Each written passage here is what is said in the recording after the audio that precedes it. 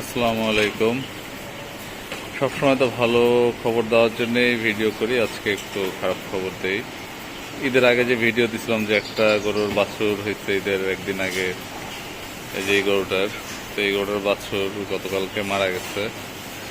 মারা গেছে সময় পাইনি, মানে কালকে ভোরবেলা হচ্ছে টের পেয়েছি যে ওর জ্বর, সরি পরশু দিন ভোরবেলা টের পেয়েছি ওর জ্বর।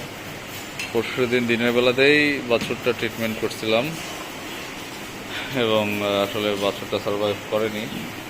তো প্রথমে হচ্ছে আমরা ভাবতেছিলাম হয়তো অন্য কোনো সমস্যা হয়েছে, বাট আজকে আরেকটা জিনিস দেখাই, যে দেখাতে যাচ্ছিলাম যে আমাদের যে শাহিওয়াল যে গরুটা আছে, এর হচ্ছে আজকে সকাল থেকে হুট করে প্রচণ্ড জ্বর।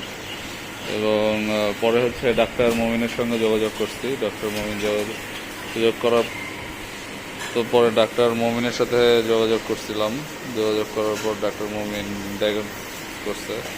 পরে দেখা গেল যে এর হচ্ছে এফিমেরাল হয়েছে। দ্যাট মিনস মানে আমাদের রংপুর এই অঞ্চলে এফিমেরাল অলরেডি শুরু হয়ে গেছে। এবং যেটা হচ্ছে আমরা যেটা ডায়াগনোসিস করলাম যে আমাদের যে বাছুরটা গতকালকে মারা গেছে, ও আসলে এফিমেরাল দিয়ে অ্যাটাক্ট হয়েছিল। মানে ওরও হচ্ছে সেম সিমটম ছিল, বাট যেটা একদিন সময় পেয়েছি আমরা ওর জন্য আসলে কিছু করতে পারিনি।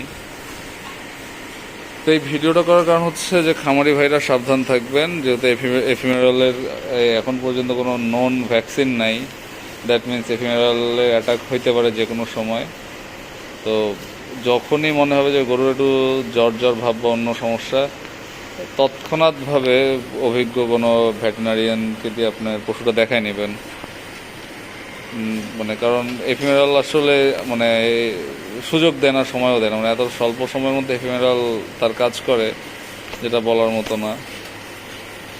তো এটাই, সবাই ভালো থাকবেন, সুস্থ থাকবেন, আমাদের জন্য দোয়া করবেন যেন আমাদের এই গরুটা সুস্থ হয়ে যায়। এবং আজকে থেকে অ্যান্টিবায়োটিক তো চালু হবে, 3 দিন দেওয়া হবে। আমি 3 দিন পরে আপডেট দেবো গরুর কী অবস্থা। আসসালামু আলাইকুম।